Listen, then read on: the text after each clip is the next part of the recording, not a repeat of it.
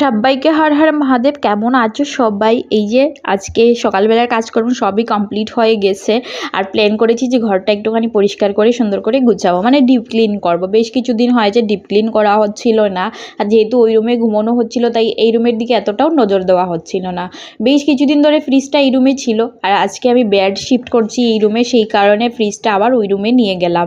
ফ্রিজের নিচে বেশ খানিকটা ময়লা জমা হয়ে যায়, নিচটা না ঝাড়ু দেওয়া যায় না, আর মানে সবসময় তো পরিষ্কার করা যায় না, সেই কারণে বিছানাটা পুরোটা ফাঁকা করে নিয়েছি। আর এবার ভালো করে আগে ঝাড়ু দিয়ে নিয়েছি, আর আমি সবসময় একটুখানি ডেটল দিয়ে বিছানাটা পরিষ্কার করে নিই। জানো তো ওই যে বৃষ্টির সময়টাতে না এই শহরের মধ্যেও পোকামাকড়ের ভীষণ উপদ্রব। আসলে ওই গাটারের জালি, যে বাসন ধোয়ার জল টল যায় বা যে কোনো জালি, জল যাওয়ার যে জালিগুলো থাকে সেইগুলো দিয়ে আর কি পোকামাকড় উঠে আসে। আর এই সেকেন্ড ফ্লোরের মধ্যেও দেখো পোকামাকড়ে ভর্তি হয়ে থাকে, সেই কারণে ভীষণ কেয়ারফুলি থাকতে হয়। ঘরে একটা বেবি থাকার কারণে, পাপাই ছোটো থাকার ছোটো মানে যখন অনেক ছোটো ছিল, একটুখানি হাঁটা শিখছিল 7-8 মাসের, তখন একবার একটা মানে খুব বিশ্রী একটা পোকা মুখে দিয়ে দিয়েছিল। তখন তো বুঝতো না, আর দেখে তখন বাচ্চারা মুখে সব কিছু তুলে নেয়। তখন থেকে আমি ভীষণ সাবধান থাকি, সবসময় গড়ে ফেনাইল ডেটল এইসব মেরে মেরে রাখি, মানে ভয়ের কারণেই বলতে পারো। যাই হোক, ইদানিং তো আমার সব এইগুলো পরিষ্কার করতে করতে দিন কেটে যাচ্ছে। তো যাই হোক, এইখানে ফ্রিজটা ওই রুমে নিয়ে নিয়েছি, আর আলমারিটা এই সাইডে নিয়ে আসছি। কাপড়ে ভর্তি আলমারি, এত বেশি ওজন হয়ে গেছে, আর আমি ঠেলে কিছুতেই নিয়ে আসতে পারছিলাম না। তবে ঘর মানে একটুখানি সব ঠিকঠাক করবো ভেবেছি যখন, তাহলে করেই ফেলবো, যতটাই কষ্ট হোক না কেন। আমার আবার ঘরের শিফট জিনিস, এই দিক থেকে ওই দিকে করাটা খুব বেশি ভালো লাগে, ঘর গুছাতে অনেক বেশি ভালো লাগে।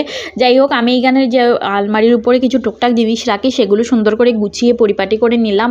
অনেক কাপড় যেগুলো ছিল বাইরে থেকে তুলে এনে এখন আমি সুন্দর করে ভাঁজ করে জায়গা মতো আলমারির ভিতরটাও গুছিয়ে পরিপাটি করে রাখবো। মনে হয় যে এই কাজগুলো তো 2-3 মিনিটের, আসলে কিন্তু অনেকটা সময় লেগে যায়। 4 থেকে 5 ঘন্টা লেগে গিয়েছিল আমার, পুরো দিনের অর্ধেক দিনই কেটে গিয়েছিল এই রুমটা গুছাতে গিয়ে।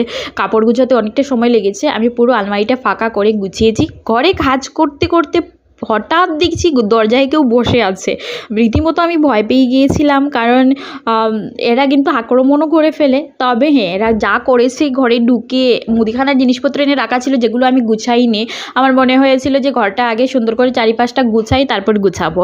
এই যে 1 প্যাকেট মুসুর ডাল নিয়ে এসেছে, আর দুজন ছিল, আরেকজন 1 কিলো সুজি নিয়ে এসেছে, আর কিছুই খায়নি, সব উচালো করে গেছে, নষ্ট করে গেছে। তারপর আমি আম দিয়েছিলাম আর ছোলে মেখে দিয়েছিলাম গুড় দিয়ে, ওই সব খেয়ে দিয়ে। আর ওই দিন ছিল সোমবার, আমার খুব বেশি ভালোও লাগছিল, আর এরা হয়তো খিদের জন্য এসেছিলো, আর আমি ভয়ও পাচ্ছিলাম। পাপাই অনেকটা ছোটো তো, আর ও ঘরে শুয়ে আছে। রান্নাঘরের দিকে যদি ওরা যায় আমাকে ধমকাচ্ছিল।